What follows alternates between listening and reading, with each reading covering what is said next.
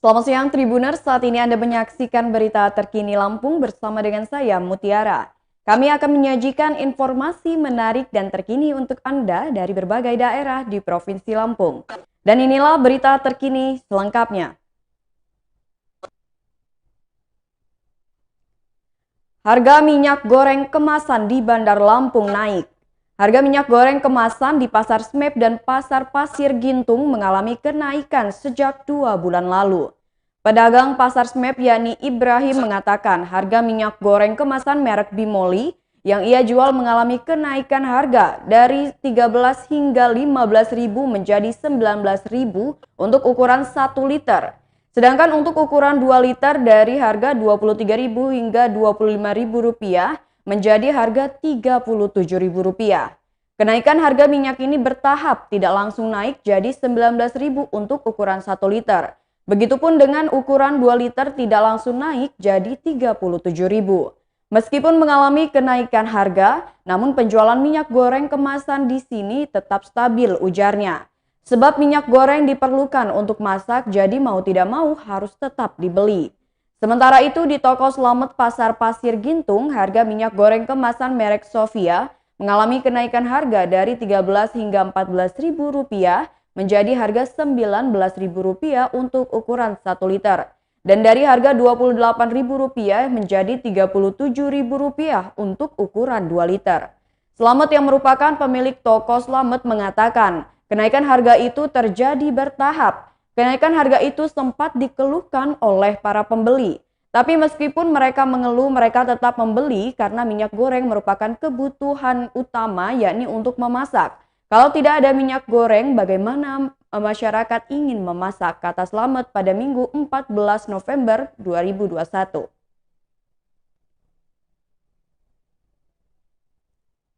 Berita selanjutnya, pencuri gasak motor mogok di kosan Bandar Lampung. Sairofi berusia 21 tahun warga Jalan Pramuka Raja Basa Bandar Lampung tak menyangka motor custom Honda miliknya akan hilang saat dititipkan di kosan temannya.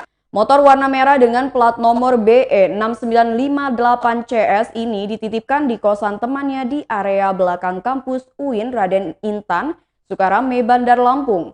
Motor tersebut dititipkan lantaran mogok dan kehabisan bensin. Namun korban tak habis pikir. Dalam kondisi seperti itu, pelaku pencurian masih saja menyasar motor miliknya.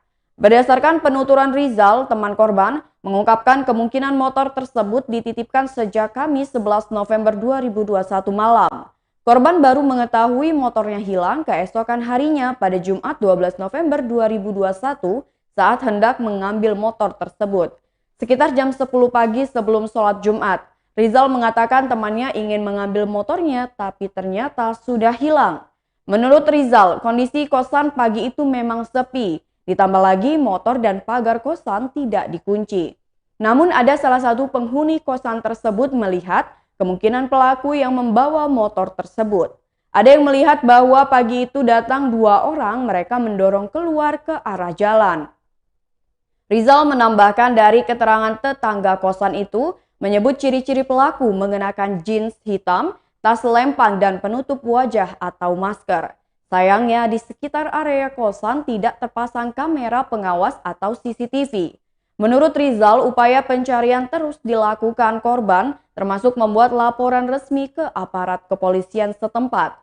Rizal mengungkapkan korban sempat mencari bantuan melalui forum media sosial Facebook. Bahkan dari komentar warganet, menyebut sempat melihat motor tersebut di wilayah Natar. Oleh karena itu, Rizal berharap aparat kepolisian bisa mengungkap pelaku pencurian motor temannya.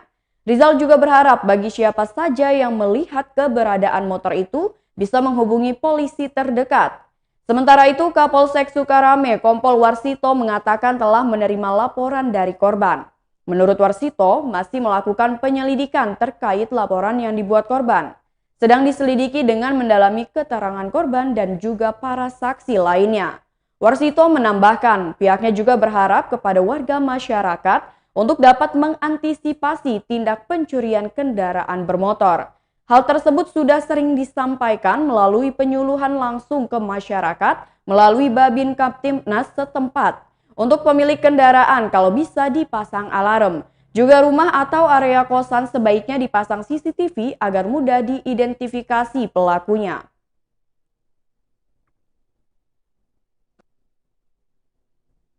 Berita selanjutnya, Polda Lampung gelar Operasi Zebra Krakatau 2021. Operasi Zebra Krakatau 2021 tertib lalu lintas dan patuh protokol kesehatan akan dimulai pada Senin 15 November 2021. Kegiatan ini serentak dilakukan di seluruh jajaran Satuan Lalu Lintas Direktorat Lalu Lintas Polda Lampung. Direktur Ditlantas Polda Lampung Kombes Pol Raden Romdon Natakusuma mengatakan, pelaksanaan operasi kali ini bukan untuk melakukan tindak penilangan, namun lebih bersifat preventif dan preemptif atau menyampaikan imbauan tentang tertib lalu lintas dan menjaga protokol kesehatan. Mulai tanggal 15 sampai akhir November pelaksanaan Operasi Zebra Krakatau 2021. Romdon menyatakan giat Operasi Zebra Krakatau 2021 ini mengedepankan tentang penertiban lalu lintas dan himbauan prokes. Sebab penyampaian himbauan kepada pengendara kendaraan baik roda 2 maupun roda 4 tentang tertib berlalu lintas dan prokes jadi tidak ada penilangan. Sementara itu terkait pelaksanaan di wilayah Bandar Lampung, Kasat Lantas AKP M. Rohmawan mengatakan pihaknya telah melakukan rencana operasi di wilayahnya. Pihaknya sudah menyusun rencana operasi. Dalam ops kali ini akan disiapkan 68 personil untuk pelaksanaannya. Rohmawan menuturkan khusus di kota Bandar Lampung, pelaksanaan ini difokuskan pada titik rawan kemacetan, yaitu Jalan Raden Intan, Jalan R.A. Kartini, dan Jalan Jenderal Sudirman. Mengenai target pelaksanaan, Rohmawan menerangkan kegiatan akan berlangsung pada 15 hingga 28 November 2021 sesuai dengan tema operasi kali ini. Target operasi sesuai tema yaitu tertib berlalu lintas dan patuh protokol kesehatan. Menurutnya, penertiban ini juga untuk mengurangi kemacetan dalam rangka menciptakan ketertiban lalu lintas dan mengurangi penyebaran COVID-19. Soal ketertiban lalu lintas, lanjut Rohmawan, tidak diperkenankan untuk melakukan penilangan. Hanya saja, petugas boleh menghentikan pengendara yang secara kasat mata nampak melakukan pelanggaran-pelanggaran. Menurutnya, hal tersebut dilakukan hanya berupa peneguran dan peringatan bagi pengendara, supaya kedepannya dapat mematuhi aturan-aturan berlalu lintas. Tapi jika ada yang terlihat menggunakan ponsel saat berkendara atau tidak menggunakan helm, petugas boleh untuk memberhentikannya.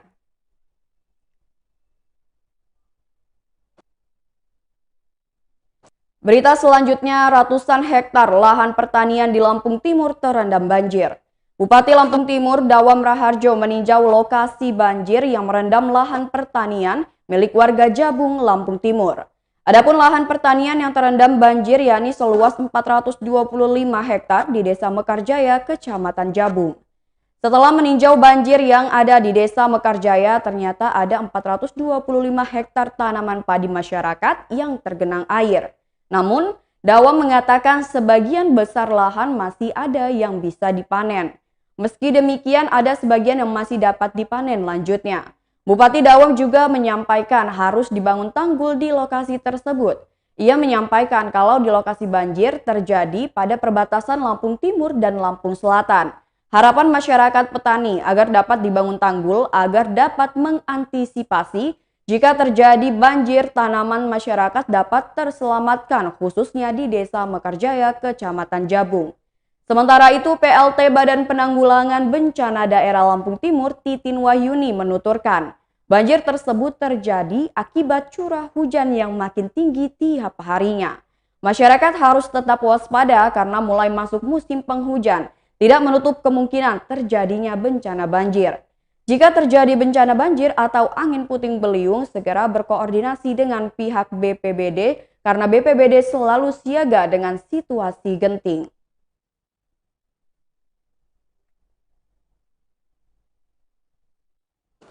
Berita selanjutnya, balita di Pesawaran meninggal dunia tenggelam di kolam ikan. Detik-detik balita meninggal tenggelam di kolam ikan sempat mengikuti kakeknya yang akan mengangkat jemuran. Sungguh malang bayi bawah 5 tahun ini di Pesawaran, Lampung. Balita usia 2 tahun ini meninggal setelah tenggelam di kolam ikan belakang rumahnya. Balita tersebut berinisial FZR, warga dusun Wailinti, Desa Wiono, Kecamatan Gedong Tataan, Kabupaten Pesawaran. Kapolsek Gedong Tataan, Kompol Hapran mengungkapkan, bila FZR tidak diketahui tenggelam di kolam ikan oleh orang tuanya.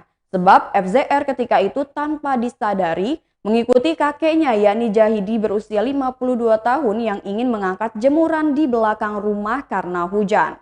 FZR ternyata mengikuti kakeknya tersebut ke belakang rumah. Kemudian setelah itu kakeknya masuk ke rumah namun korban FZR tidak ikut masuk ke rumah. Setelah beberapa saat ibu korban yakni Hesti dan Jahidi bapak korban mencarinya di belakang rumah. Ironisnya korban telah ditemukan mengambang dengan posisi telentang di kolam ikan belakang rumah.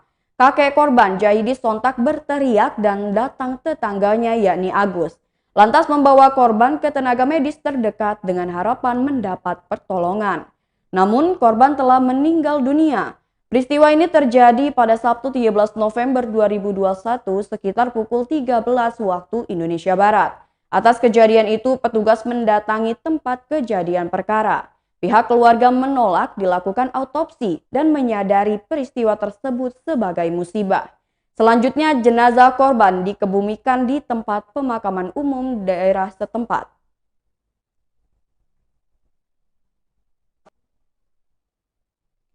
Berita selanjutnya, laka lantas di Jalintim melibatkan mobil dan motor.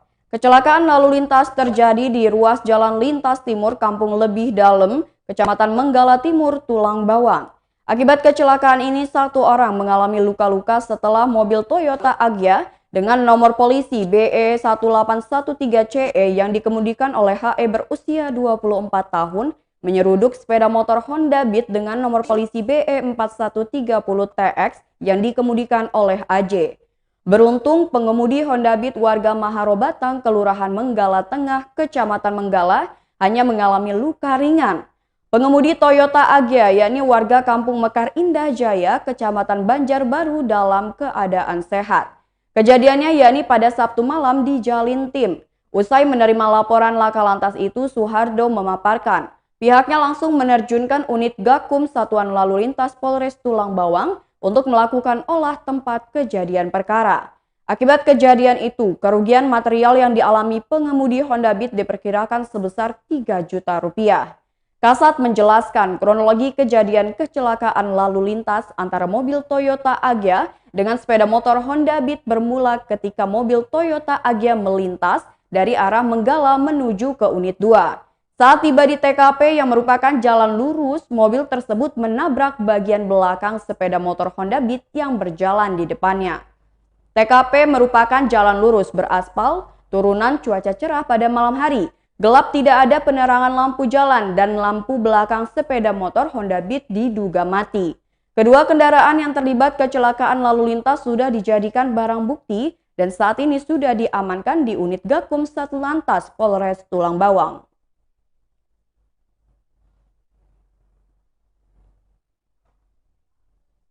Baiklah Tribuners, itulah berita terkini Lampung bersama dengan saya Mutiara. Selamat siang dan sampai jumpa.